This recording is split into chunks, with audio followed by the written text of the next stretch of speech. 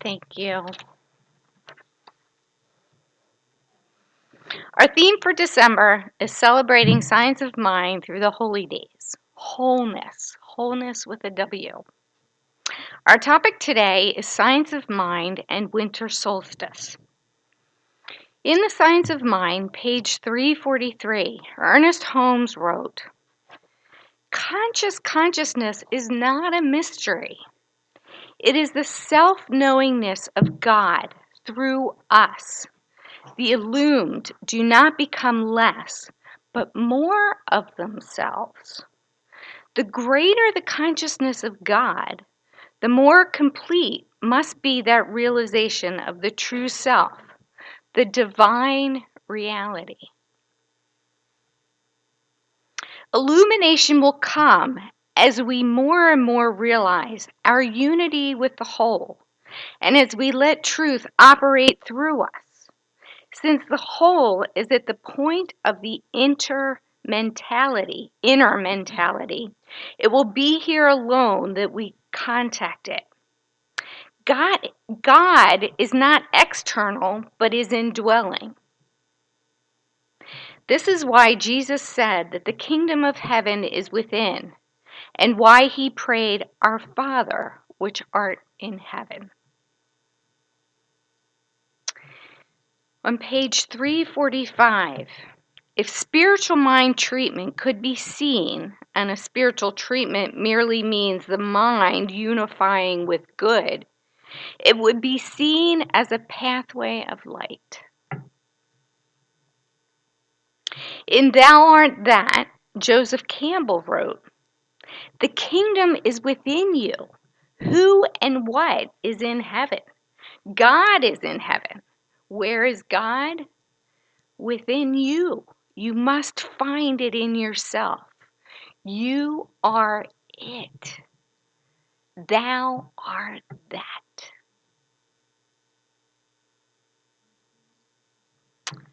Let us affirm together from the screen. I awaken to the light of God within, and I am in awe. I am as eternal and vast as the space that spans beyond the myriad universes. My contact with everyone is a holy encounter as I behold the one light present within all cells. I shine the light of divine love, peace, and joy, happily co-creating heaven on earth, a world that works for everyone. Okay.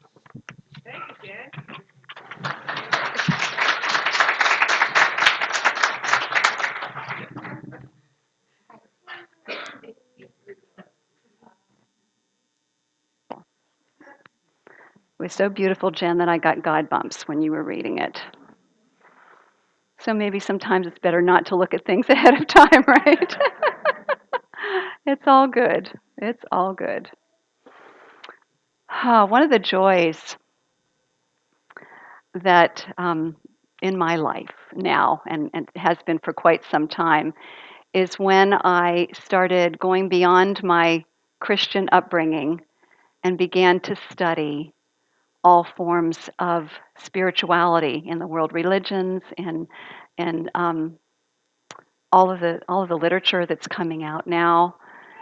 And I began to see that there is something really essential here, or key, core to all these teachings, and it's the inner journey. The inner journey, that place in which we discover the true self, the light within. And so the theme that is actually running through Joseph Campbell's book, which is the source book that I'm drawing from this month, Thou Art That is what it's called, is he makes a very good point. He says one of the issues that takes place is when people read sacred texts and the stories in the sacred texts, which are all symbolic, and they were written by mystics who spoke in symbols for the purpose of using it as a vehicle for enlightenment. But the problem happens when things are read as historical facts. instead. And then what happens is people get caught up in arguments as to whether this happened or where it is or that kind of thing, and get off track on what the ultimate purpose is, which is enlightenment, which is self-realization, which is understanding the depth and the breadth and the beauty and the magnificence of this life that we get to live.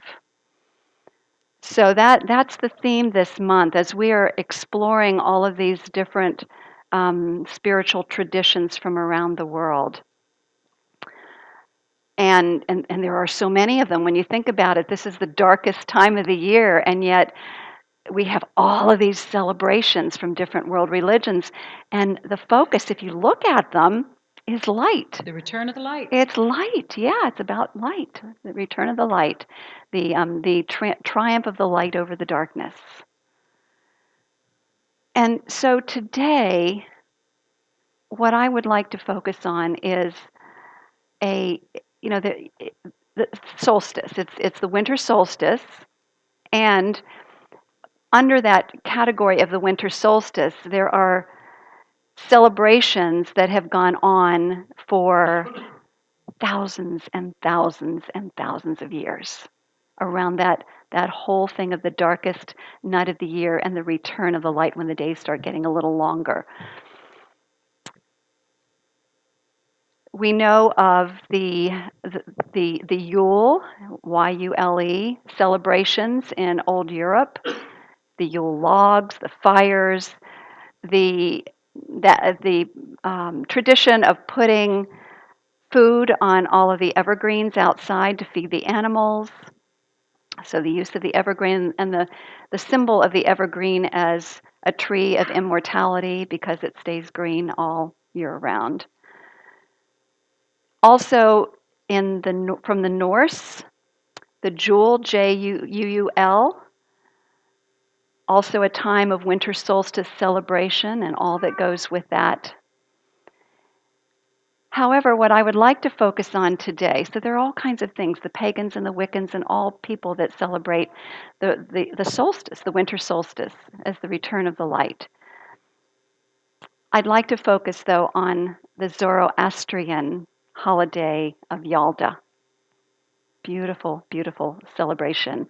And I feel really blessed in that I have two neighbors and friends who are Zoroastrian. So I've had some really nice conversations with them about their religion over the years. And so much commonality in what we believe. The Zoroastrians, I want to give you a little bit of background on them. The Zoroastrians go back possibly 4,000 years ago. They're not really sure of the timing, but Zoroaster, who has another name that I'm blanking on right now, Zoroaster, when he was age 30, had an enlightening experience where he realized that there is only one God. Up until that point, they had been worshiping a lot of different gods and goddesses. And so he began to teach this to his followers, and Zoroastrianism was born. And he called this presence, this one presence, God, and remember we say God has many names, Ahura Mazda. Yes, like the Mazda, the car. Ahura Mazda, the Lord of Wisdom. Sorry about that, that's my phone. Let me turn it off. That was an exclamation point from Spirit, that's all. Okay, let me put it on mute, which I should have done before. Oh my goodness.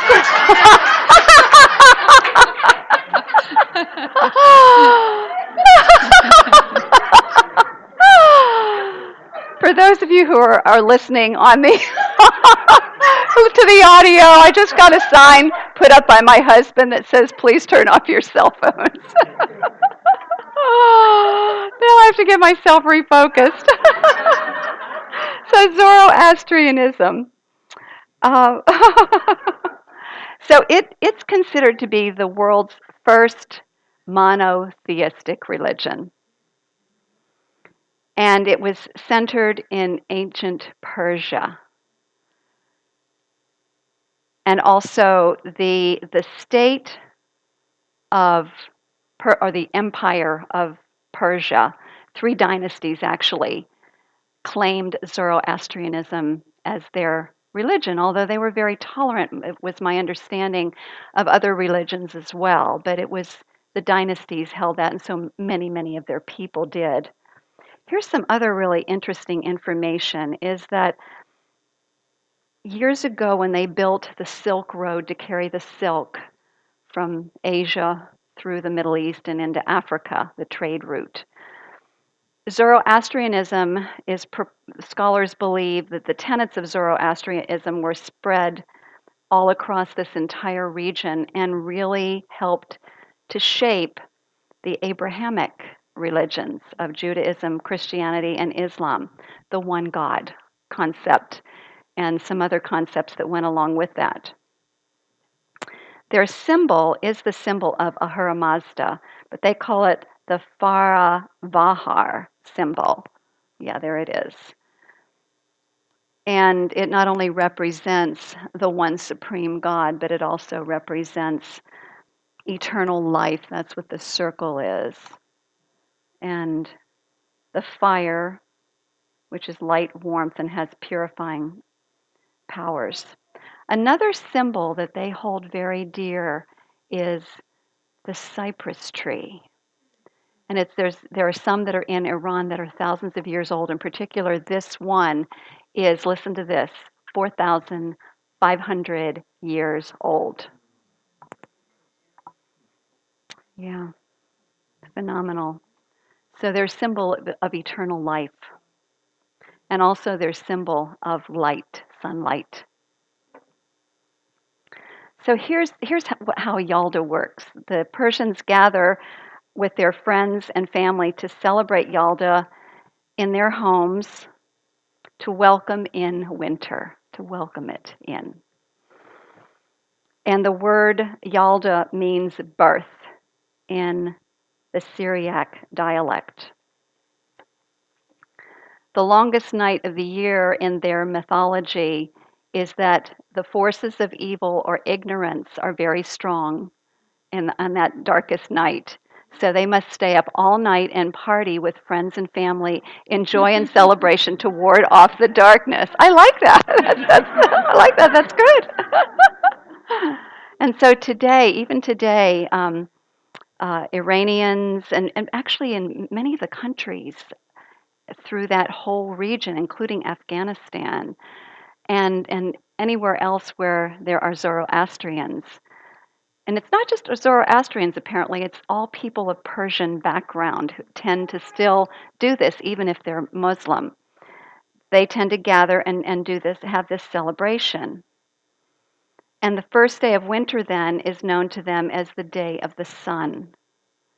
And it belongs to Ahura Mazda, the one God, the Lord of wisdom, symbolizing the victory of light over darkness. So some of the things that they do, they eat and drink various kinds of foods well until after midnight. And the elders read poetry from 2 of the ancient Iranian poets. Many of you have probably already heard of Hafez. And then this is one I was not familiar with, Saadi. And this is how they work it. So each family member gets to make a wish and then randomly opens the poetry book to whatever poem is there, and then the elders read it, and that's considered a form of spiritual guidance. They present big displays of food, watermelon, pomegranates, and dried nuts. And all of the colors, if you notice the colors, you'll see lots of yellow, orange, red. They're colors of fire, which reminds them of the light. And then pomegranates in particular are highlighted because they symbolize the womb of the divine and the red seeds' new birth. So, again, symbolic of the new birth within ourselves, the new birth of life, the new birth of the presence, the light. I'd like to read to you from the glossary of the Science of Mind text on Ernest Holmes' definition of light. And of course, it's very focused at our spiritual nature. He says, in flashes of illumination, the inspired have seen into the very center of reality. A glimpse of reality illuminates the whole being with a flood of light. Every mystic has had this experience. Jesus' face, after a period of illumination, was so bright that his followers could not look upon it. In the moments of deepest realization, the great mystics have sensed that the one life flows through all. They have also seen a substance, so this is something they've seen, a substance, a fine, white, brilliant stuff forever falling into everything, indestructible and eternal. At times they were blinded by the light. And think of all the quotes, the famous quotes from the Bible that you might be aware of. Let there be light, and there was light in Genesis. And some of the words of Jesus, I am the light of the world, and you shine as lights of the world. So the phrase, think of the phrase being in the dark. Where does that originate? Going back to the ancient times, and then even today, think of what happens if you turn out the light in a toddler's room, right? All of the fears and everything come to the surface. So the being in the dark is now equated with all forms of ignorance, including fear, doubt, confusion, discomfort, when we are in a state of illusion, feeling separate from the good, from God. Good, and when I say good, I'm talking about the nature of God. So, celebrating the light over the darkness gave ancient people that sense of the triumph of the light over these dark states of mind. And then the dawning of the light within. We've come to realize that means when we wake up to who we are, when we gain a higher perspective on something that's been bothering us, when we are open to more possibilities, when we're willing to see things from different perspectives and gain solutions. So I'd like us to practice that now in this moment. I'd like you to close your eyes and think of a challenge that you might have, something that's been very difficult for you to handle. And then I'd like you to drop into the cave of the heart, drop down into the heart, the silence of the heart, where divine union is experienced, where our contact point is with God. And ask the question, what is another way of looking at this? What is another way of looking at this?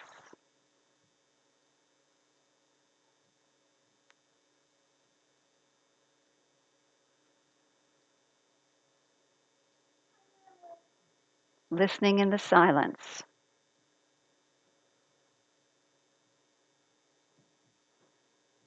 The heart is a secret passageway to the world of light, the field of all possibilities. As we remain in the question until we see from a higher perspective, we begin to feel a wave of peace all over us. So we are the light of the world. We are all individualizations of the Most High God. So let us remember that the gift of the winter solstice and the awareness of the inner light is truly a precious gift we can give to one another. Let's all turn within in prayer. Yes, so I celebrate the one light, the one life, the one presence, the one power, God that goes by so many names all over the planet, and yet we are truly speaking of the same presence. That same presence that is the source, the substance, the supply, the creator, the creative medium, and the creation of all that is. The one life, universal mind, universal intelligence that we all partake of. And so, as we place our attention on this quality of the divine known as light, enlightenment, illumination, we realize that this quality, this nature, is inherent in us. It cannot be taken away. It can maybe be covered over by false belief, but in truth, it's always there, right there within us. As we turn within, as we give ourselves the gift of turning within and touching base with the heart, the world of light is open to us in its vast, amazing, universal presence. The source of all potentiality and possibility, the source of every solution we could ever imagine, the source of ideas, new ideas, visions, ideas and words that lift us and bring us into alignment with the most high version of ourselves possible. So I know now as we join our brothers and sisters across the planet in celebration of the solstice on December 21st or 22nd, that we are acknowledging our oneness. We're acknowledging our sharing of the symbol of the light. And we are acknowledging that we truly are in this together, this thing called planet Earth. As we recall the Earthrise, as the astronauts stood on the moon and the Earth began to rise above the moon from that vantage point. It's a great, beautiful visual in our minds of our oneness, of our wholeness, of our togetherness, of our interdependence. So I know as we move through the holiday now, we take that vision and that awareness with us, sharing the love and the light that we are generously, graciously, and living in that place of joy as we see through the eyes of the divine. We see everyone and everything from that place. So I give thanks for this expanded awareness, this cosmic consciousness, this cosmic Christ consciousness, this Buddha consciousness, oneness consciousness, this way of seeing and being that is expansive, that is a beneficial presence on the planet. And so I am reminded that we are here to be that presence, co-creating heaven on earth, a world that works for everyone. I give my thanks for this beautiful truth, the manifestation of it in our lives, and I truly release this treatment, this word into the universal law in the mind of God. And I invite us all to affirm this truth by saying together, yes, Yes, and and so so it it is. is. Amen.